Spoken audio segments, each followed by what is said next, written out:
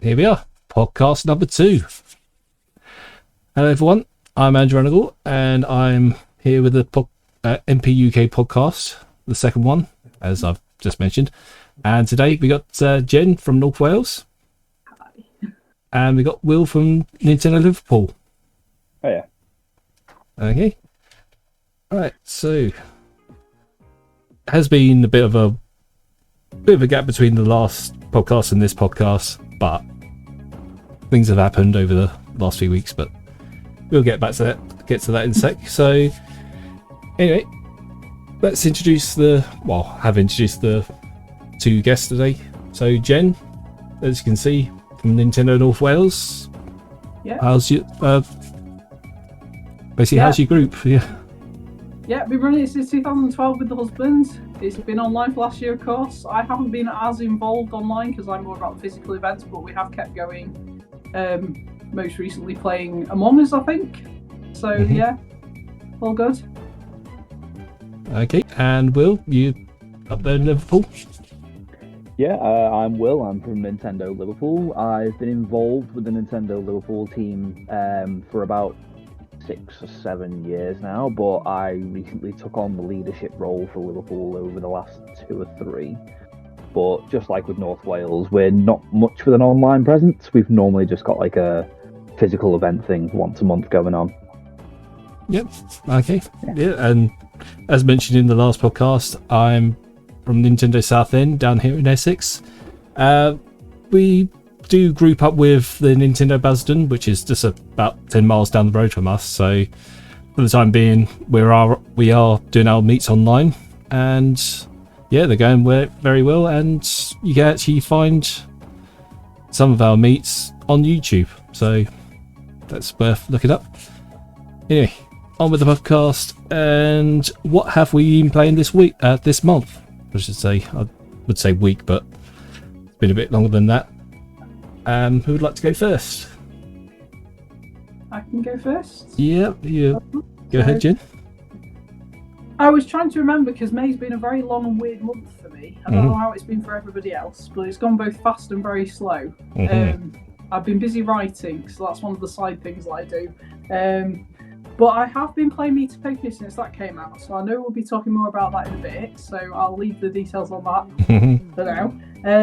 We've also, as a community, we've got a Luigi's Mansion 3 session in, which is one of my favourite games, so we had a good session with that. We always make sure we have a music person in there so we can dance on the disco floor, because that's always fun. Been playing Pac-Man 99 a little bit here and there. It does make me go cross-eyed though, so I can only play it for 10 minutes at a time. I haven't won it yet either. I think I got 6th at best. Popped on Animal Crossing because I like hosting parties for whoever wants to visit, so that's more of a casual thing these days. And I spend most of my lunch times playing Dr. Mario World, getting my 5 keys for the day. So that's been my month of games. Oh, good that someone's playing the mobile game still. So. Yep. So Will, what have you been playing? Somehow I don't understand how I get so much gaming done in my life with how much I work. But recently played this past month when I basically put a lot of hours into Monster Hunter Rise. We'll talk more about that one later. I've been playing Pokémon Snap again, also. Talk about that one later. I played Pokémon Shield quite a bit the past few days, only because the Wooloo event was currently on, with shiny increased in Wooloos. So I played that one. But I'm a PlayStation gamer too, so I've been playing a lot of Shin Megami Tensei Nocturne the past few days, with the 4-day early access with the Digital Deluxe. I've been playing Resident Evil Village. Yeah, that's boy. And recently the Assassin's Creed Valhalla DLC came out for that as well, so I've been playing that as well. Yeah, it's been quite a busy month in my gaming life. Quite varied as well. Yeah, I would say I've been playing Miitopia, but I must confess my copy is still sealed. I just haven't had enough time to play it. One game that isn't sealed though, new Pokémon Snap. And personally, I think it's a tiny bit boring, mainly because blasphemy. Yeah, I know. I mean, I did eventually get the N64 version when it came out to the Virtual Console for Wii U. So I thought, okay, let's give it a go, and thought, okay, I do like it, and it is quite fun. This is pretty much a carbon copy, but instead of like playing like the same track a couple of times, it must be like 5 times the first level. First you do it to see what Pokemon you can basically snap, like first thing. Then they say, oh, go out there again and you'll see Pokemon doing different things. Okay, saw them do different things. Then you go there out there at night, and you do see some nighttime Pokemon, i.e. Hoots and what was the other one? Basically a few Pokemon that do glow in the dark, as it were. And yeah, it's just Pokemon. Yeah, it did become a bit of a drag, and I was actually streaming it, which I kind of felt sorry for my viewers, that they were seeing the same game over and over, but no real difference. Anyway, rant over. Moving on to other games. Pac-Man 99. Have been having a lot of fun with it.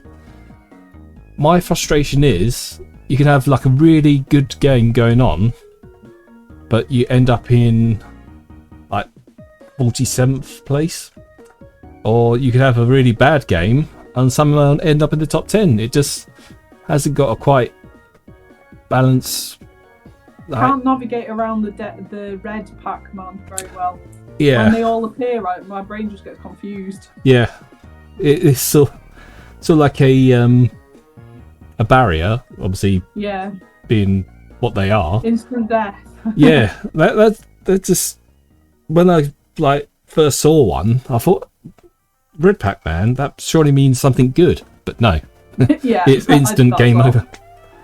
So okay, I've took Pac-Man 99, so I don't understand that one.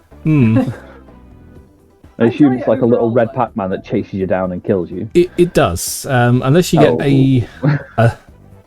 one of the big pills, big dots. You make them freeze, and you have to pick up a bit of fruit to make them disappear. But in my experience, 9 times out of 10, they're actually blocking the food or the big dots. So yeah, you kind of get trapped. I suppose Pac-Man 99, they need the 98 people to be doing something to you, effectively, don't they? So that's how they've done it. It does make sense in the context, but it's still frustrating. It is, and I'm amazed that they have taken another game other than Tetris and basically made it a battle royal, and it is great to see.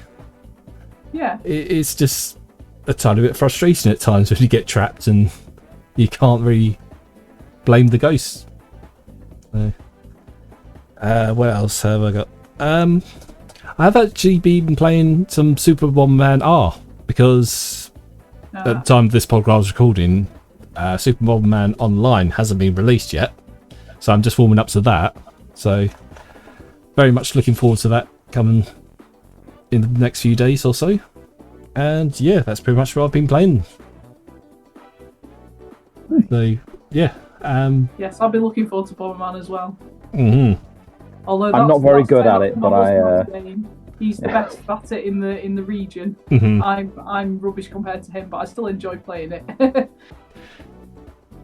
Yeah, the thing is, down our way, before NintendoSouthend was even a thing, Nintendo Bastion, you always used to have a Bomberman tournament on the DS, and thankfully at the time, thankfully at the time it had download play, so everyone sort of got involved if they could.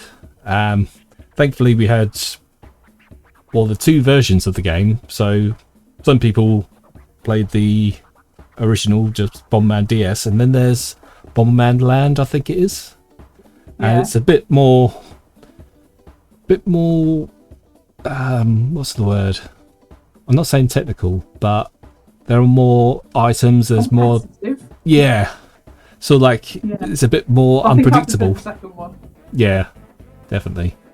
We used to play them in mini meets. We'd do Tetris, we'd do Luigi's Mansion, and we'd do Bomberman. Back in the day. Yeah. And now we have the Switch, and they've, well, I say, got Battle Royale games. That Bomberman's game is coming. That's only 64 players, but still. 64's plenty. Yeah, 64 is definitely plenty, and yeah, definitely a lot of fun to be had. I mean, Super Mario 35, 34 others was plenty there as well. Yes, yeah. I wasn't very good at that one either. I kept falling through the holes. I did win my, I wouldn't say first try, my third try. Just by, probably because everyone else hadn't worked out how to play it yet, so I knew a few bits of info that need to be played, but yeah, it all went well. Right. So anyway, you mentioned Monster Hunter Rise there, Will. Yeah, how well have you been getting on with that? Well, base game, you don't want to know.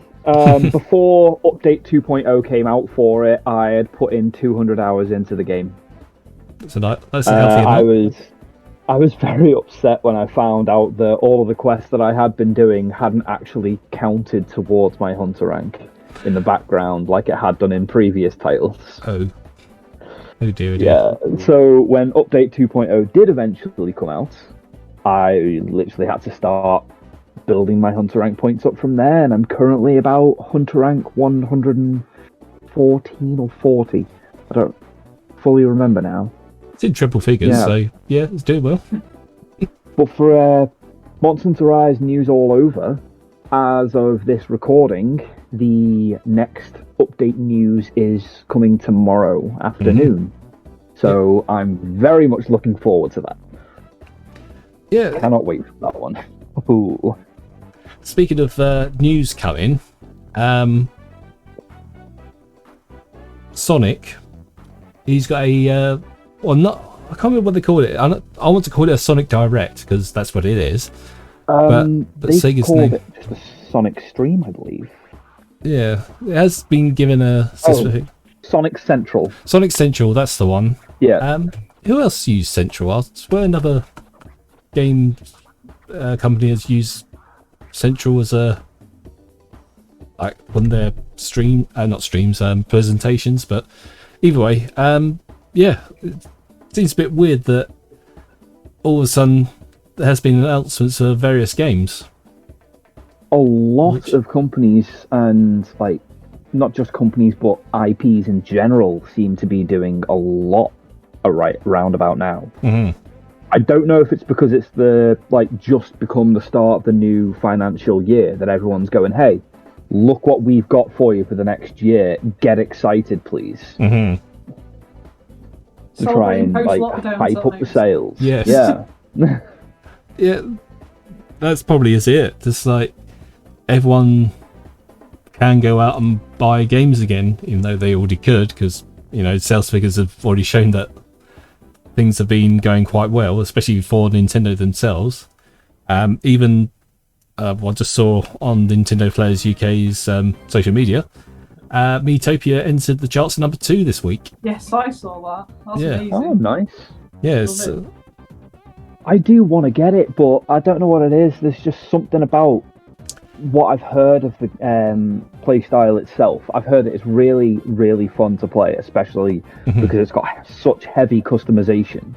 Yeah, definitely. But because of the heavy customization, it makes me feel as if I don't put the time and effort into the customization, I won't enjoy it as much. So I'm sort of halfway in between with that. So basically, what I remember from the first one to the second one, because I played the 3DS one right until... I couldn't actually complete it because it ended up in this endless city skylines scenario. So I gave up at some point, but I don't remember you being able to customise the NFCs. Is that the term? The COM characters? NPCs. NPCs, yeah, you know what I mean? So basically you can customise the king's face, the servant's face, the silly kid's face. You can customise, but you also make your team. So I actually reset my now version because I started, I was like, customise everyone. Put my husband as the first guy, it said. And then it's like, build a team. I was like, oh, but I want him in my team. He's my best buddy, you know? So I restarted the game and left all the NPCs as default. Basically gave them silly names. And then the team is my customised people. So I've got in my team at the moment there's 4. So I've got my kid, my husband and my brother to start me off. And they're all different jobs. But I've got a running joke from the first one with my older friend. So Chris, if he ever watches this, Chris is the Dark Lord again. He was really miffed that he was the Dark Lord in the first one, so I made a point of making him the Dark Lord in the second one. Now, for the first one as well, there was an even Darker Lord, so obviously I haven't got to that far in this game yet. But the even Darker Lord in the last game was James B. So, would I do that again? I don't know, I might do. We'll have to see. But I love the fact that you can get a horse in this one, so you can customise the horse as well. So the new things for this one, you can get a horse, which is... I've just got to the bit where you can actually use the horse. Because my husband was watching, he was like, well, what's it do? Is it just there for decoration? Or it's like, no, you can actually use it, it's just up-leveled. So it's I've got a white unicorn with purple hair. Which matches me because the new thing for the new version is you can have wigs and makeup. So I've put like sparkly eyes and a purple wig on my character. White unicorn with purple hair. Isn't that the mascot for Peggle? I don't know. I made it up. If I've copied someone, I'm sorry. I'm fairly sure it is, you know. That was coincidence, I swear. I was making a purple horse, and I was like, it's too dark, it's going to blend into the background, that's why I made it white, so it stuck out a bit more. But yeah, I'm really enjoying it so far, but if you're someone who wants to enjoy it but doesn't want to do 100% customization, I'd recommend leaving the NPCs and making your team customizable, because they're the people that are with you all the way through the game. Whereas the NPCs, you leave them behind once you've rescued the faces, effectively. So there is a mode which takes like minimal customization effort. Yeah, you can basically, if you've got loads of Miis already on your console, you're set. But I only have myself, so I had to create everyone from scratch. Because the 3DS version, I think you could import them from your Mii Maker channel. You can't. Well, you can do that on the Switch, but there isn't a Mii Maker channel on the Switch like there was for the 3DS. So I'm missing that list of characters. That's what I was going to ask. Code or something, isn't it? Yeah. Sorry? There's like a code you can get for the characters, and you can like give them to other people, and they can use that character design. But that's one thing I'm thinking of doing. To give to you, and I haven't got any friends who shouted out and said they've got it as well, so I haven't been able to get any access codes. So obviously, my husband hasn't got it because it's not his type of game, but I wanted him as a character, so he was literally sat there going, the eyes need to be a little bit smaller, the nose needs to be that way, and he basically told me how to make his character by looking at it. And then we made my kid, obviously he doesn't have his own Mii, and my brother, we managed to copy it from like the 3DS version, just by looking at it. So we've got a resemblance of the characters, but it's not the same as actually trading. So when I expand my team, because I know there's more than 4, I'm hoping more people out of my community might have got it, so I can actually ask them for their Miis. So it'd be nice to feature, because the 3DS version, I think it's a team of 8 altogether. It was basically all the regulars from my community with the characters. So they all had their own little jobs and stuff. So it was brilliant. I really enjoyed it the first time round. But yeah, my memories are also very hazy of it, because I think it came out in summer 2017. So I had my baby in the summer. So the memories of playing that were, it was the one game that I could play one-handed with a stylus because my other hand was busy. Newborn baby problems. But I still enjoyed playing it in the middle of the night at like 4 a.m. But the experience was somewhat different to what it is now. I can appreciate it more a bit now. No PTSD with having to deal with a crying baby then, though. No, he wasn't actually that bad for crying. He was just always hungry. But anyway, yes. This version I'm enjoying is the conclusion of that. Good. Yeah, I will open up my copy soon. I will make an effort. But yeah, I was actually kind of interested to hear how the Switch version is different from the 3DS version, because obviously there's no Mii channel or Mii Maker in the Switch, so it is a little bit more effort from the customizing side. Right. At least unless you've got loads of friends who've also got the game with the access key. If you've got them on your console, so if you've got your family on your console, you can add them just straight from your console. But other than that, you've got the option to create from scratch or create from a lookalike, so it gives you like a list of random characters that it's generated, and you can pick one of them to base it off. So I've done that for a few of the NPCs. I've just changed them around. So I made the king old, for instance, and there's a travelling something. I made him with dreadlocks. Because why not? But yeah, you can just have a play around with it, or you can choose not to.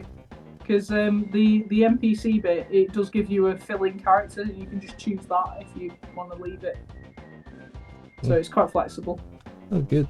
So it is That'll get put on my list. Yeah. It's like, really enjoyable. It sounds like a game that... I'm a wizard, by the way, a mage. Because you get to pick a job as well. So I'm a mage. My husband's a warrior. My kid is a pop star, and my brother is a ninja. The starter. Yeah, it's just my looking kid sings them to death. It's brilliant. I think I was a pop star in the original one. I can't remember what I was. I didn't like the girly kit it gave. I should have chosen the boy outfits, but I learned that after. That's why I've gone mage this time, because the outfits are better. I honestly can't remember what it was in the 3DS version. It's been that long since I've played it, so... I actually switched it on to see if I could get the Miis from it, but that was quite naive of me to think that, but I tried, you know. Yeah. I now know it doesn't work. There might have been like a little Easter egg here and there, just to say, hey, thanks for playing the previous version, here's the new version.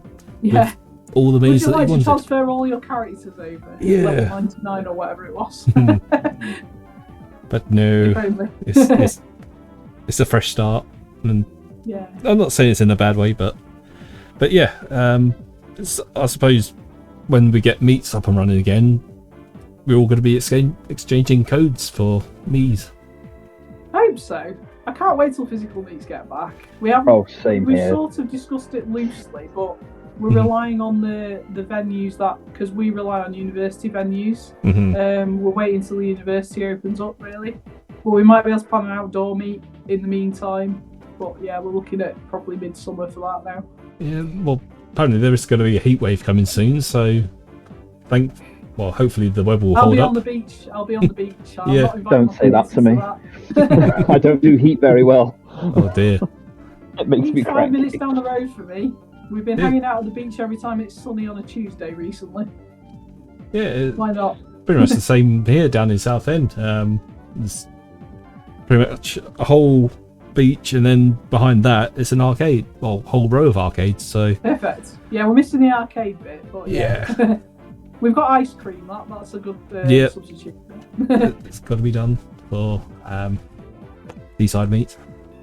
But yeah, I personally can't wait till physical meets. But the thing is, Southend is currently homeless because during the 2020 and everything went on, the venue we used to have has now been changed into a barber's, so we can't really play the games in there.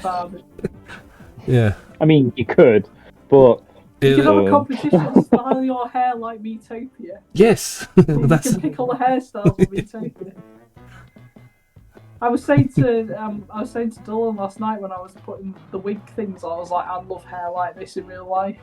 But I'm not willing to bleach my hair to get the funky colours, so I'll just leave it there. Yeah. Oh.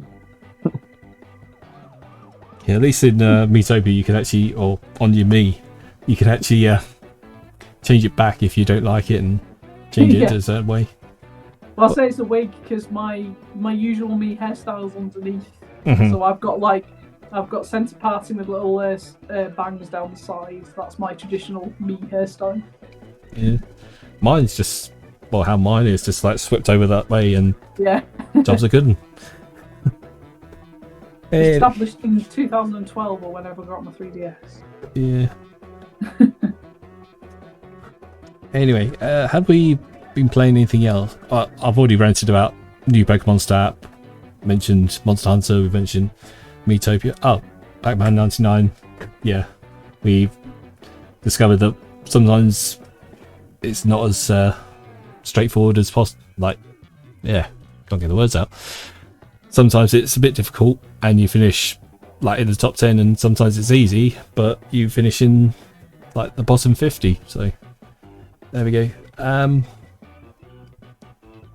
Thinking ahead to the next podcast, there's a little event called E3 happening within the next few weeks, of which today I only just found out they've actually changed the name of E3.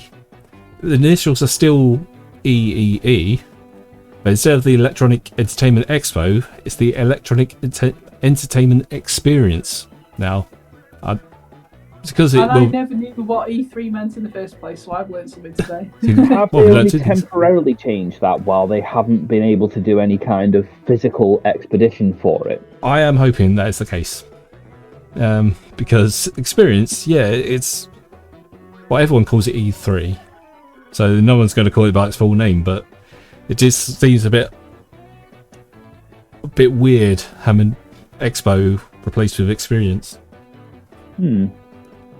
So with E3, Nintendo has been confirmed that they will be doing a direct. They haven't said which day it's going to be on. And weirdly for E3, it's running from a Saturday till Tuesday, as opposed to like a midweek thing, sometimes Tuesday, sometimes Wednesday till the following Friday. I'm guessing it's Saturday the 12th then. Yes, Saturday the 12th of June. Yes, it's always my birthday weekend. Mm-hmm. I remember about it, but also forget about it simultaneously. Yeah. Priorities. Yeah. I do miss the big E3 events, especially, I believe, at the last actual direct that was on for E3. I had a little gathering in the pub that we used to go to, but again, that's been shut down because of 2020. And I remember a certain member of Nintendo Basildon, who attends both Southend and Basildon, literally screamed at the, what was it? The reveal of, it was a big game that was a couple of years ago. I want to say Splatoon, but yeah, I want to say Splatoon. I honestly can't remember. More than a couple of years ago. But yeah, for all I know, it could be one of the Smash reveals. And yeah. Oh, that was it. Banjo-Kazooie. Ah, right. He went absolutely like off the scale, over the top, and screaming his head off. And like the rest of the pub just looked at him, just like, well, what happened? Did someone score a goal or something?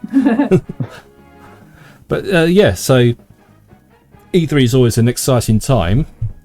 And sometimes it's predictable, sometimes it's not. What I'm going to say is, or what I'm going to ask yourself, Jen and Will, what is your safe bet for E3 2021? Going with for an announcement. Yeah, in regards to announcements for Nintendo Direct, yes. We'll get more brilliant diamond and shining pearl news. 100%. Definitely. 100%. Okay. I just want more Splatoon. I'm not bothered about anything else right now. I want to know more about Splatoon. I kind of changed my mind actually, because Pokemon Company themselves tend to put out the news, not Nintendo directly. Yeah. There was one direct a couple of years ago where there was a Pokemon direct immediately after the Nintendo Direct, so that could happen. Yeah, you've got a good point. Very good point. Yeah. Well, then I'll stick to my answer. So more diamond and more pearl, or brilliant diamond, shining pearl. And Jen, you said Splatoon 3. Yeah, because that's due out next year, isn't it? Yeah. It'd be nice to have a little bit more of a teaser for it. Mm-hmm. The first teaser was amazing to start with. I remember McFooty's reaction to it. Yeah. I'd like to know a bit more, just a little bit. If it she's, would be nice. Oh, go on. Yeah, if McFooty is going to be doing a live reaction stream, yes, I will be watching. Because it pretty much is likely that Splatoon 3 is going to feature, because we know it does exist. And speaking of games that we know of existing, and it was announced at E3 a couple of years ago, the sequel to Breath of the Wild. So I reckon this could be the year that we actually find out, if it's actually called Breath of the Wild 2, which it probably most likely isn't, because that's the way Zelda games are named. And 2, how is it going to follow on from the original? So I am actually looking forward to that. Yeah, should it actually happen. I'm not sure I'd play the sequel though. I didn't get the DLC because the first game stressed me out too much. I enjoyed it. I loved the art. I loved the music, but the actual gameplay stressed me out too much. Yeah, completely understandable. Getting sent to hospital with high blood pressure while pregnant told me not to play Zelda anymore. Yeah, that's very much excusable. Well, my excuse was being that it's the first game for the Switch that I got. Obviously, I had to play it over, well, not so much over and over, but make the most of it. So I did play quite far into it. I never actually completed it, and I certainly didn't go for all the Korok seeds, which I know someone has, and I started. Yeah. Disappointing. Yeah. I never finished. I'm not a completionist when it comes to games. My husband is, but he doesn't play Zelda. Mm-hmm. But yeah, I'm a story person, so I played the story and then give up pretty much. Yeah. So I was the same with Zelda. I never got to Ganon though. I got to Ganon and I just couldn't defeat him. But I cheated with the Divine Beast because one of my friends did them for me, so I didn't get as stressed out. Yeah. Admittedly, I got to Ganon and just thought, okay, some more games are here to play. Do I keep playing Zelda or do I play something else? So, unfortunately, I love collecting the official guides as well. Mm-hmm. So originally, when I was younger and like N64, I collected them because I wanted to cheat effectively. But now I collect them because I actually like the artwork. Yeah. But it helps as well. Like the massive map for the Korok seeds was useful. Definitely.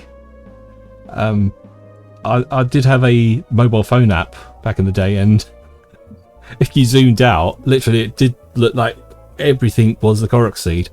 Yeah. But as soon as you zoom in, you're just like, oh, there's one around the corner, another one around the corner, and so yeah, it was a challenge. But yeah, I abandoned the whole Korok seed collecting thing. So anyway, keep it on the topic of E3. What would be your crazy enough to be an actual surprise? No, I said that wrong. Crazy enough to be an actual thing announcement. Say, for example, there could be a Waluigi version of WarioWare, or possibly, just putting it out there, F-Zero getting a sequel. So, Jen, what would you say is a crazy prediction? Well, I'm not very good at thinking of wild cards, as it were. But yeah. I love the idea of some kind of proper DLC being added to Animal Crossing to encourage me to get back into it, because I've dropped off it at the moment. Well, there's cheese. If Brewster appeared with a full coffee franchise, that'd be amazing. Definitely. I can hope. Yeah. If I play the piano tune enough times, do you think he'll materialise? Yeah, it's worth a try. Yeah, it would be an idea, obviously, is for Animal Crossing, as you say, with the whole DLC to make it a lot more for you. I always had the idea and the thought of maybe after you've finished paying for all of the upgrades for your house, you could actually pay for an expansion to the island to widen it out a lot more. That'd be nice. That's feasible idea. Especially, I'm not bragging, but I am sitting on about 45 million bells at the moment, and if there's anything I think the one's similar. yeah, if anything appears in the game, just like, say for example, all the Super Mario Celebration items, yeah, I bought 3 of each, thinking that it was a limited time only thing, but no, it's still being sold. And this stuff as well, the Hello Kitty. Oh yes, we got them. Amiibo my cards. pack's still sealed as well. I've just not really had an opportunity to open collected them. the Sanrio ones, but in the original Amiibo card days, I collected all 400 and ended up with no swaps because I was that quick at it. I managed to trade them all within the first week. Mm-hmm. That was a great victory. I've got all 4 albums complete. But yeah, I hardly use them. It'd be nice if they brought something out that had a proper use for the Amiibo cards. I don't know what I mean by proper, but like the board game would have been good if it wasn't super slow. Mm-hmm.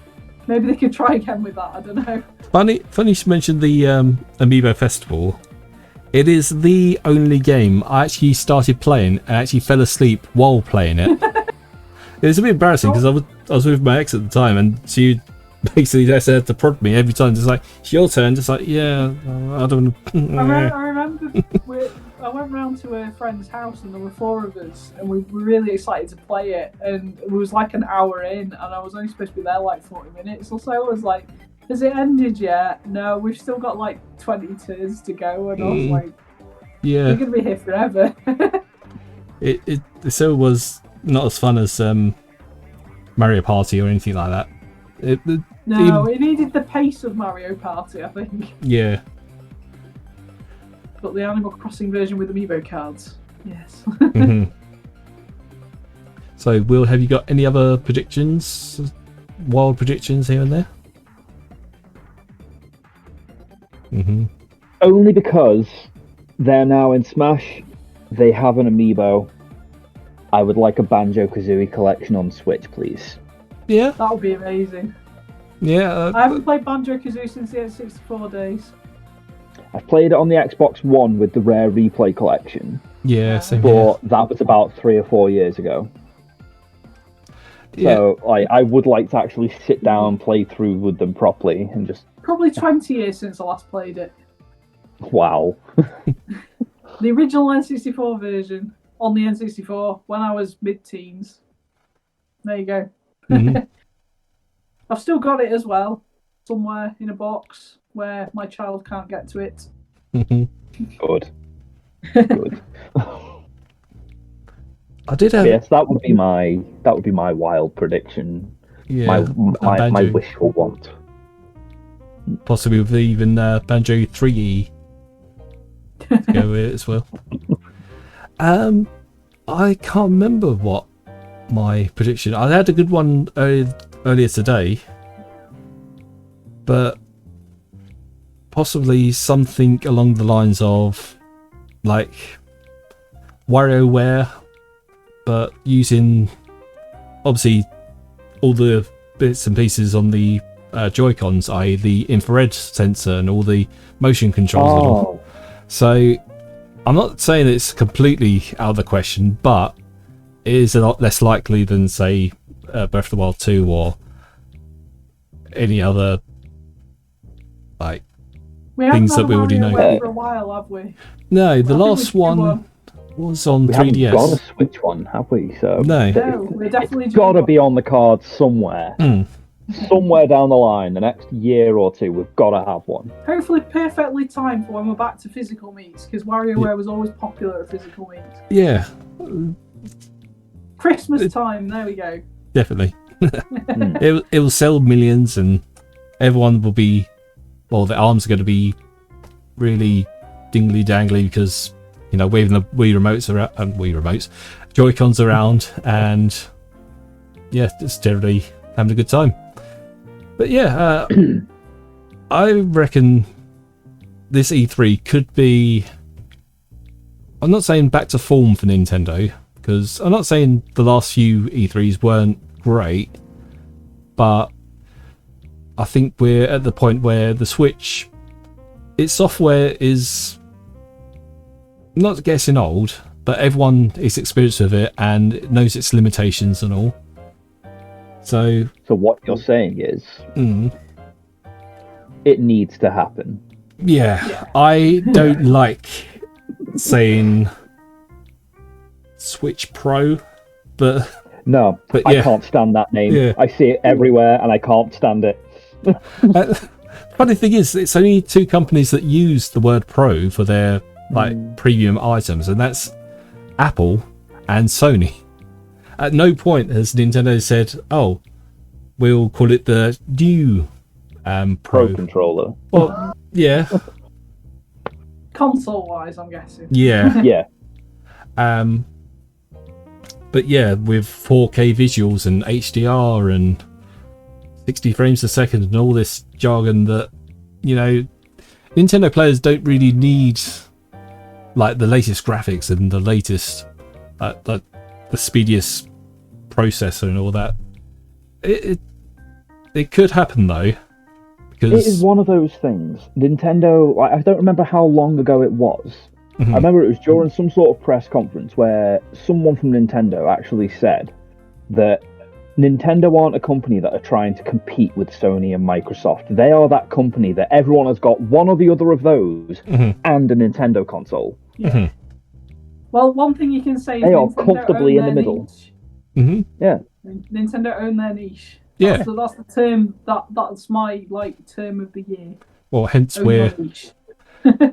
Hence why this whole podcast exists. Hence why the whole Nintendo Players UK community exists. Because we're, I hate to say special breed, but we've done something different. We like fun. The other Nintendo communities. Yes. And hopefully we can get our physical element back, because that was our thing. Fingers are crossed. Yes. Fingers crossed soon. So yeah. A long year and a half nearly.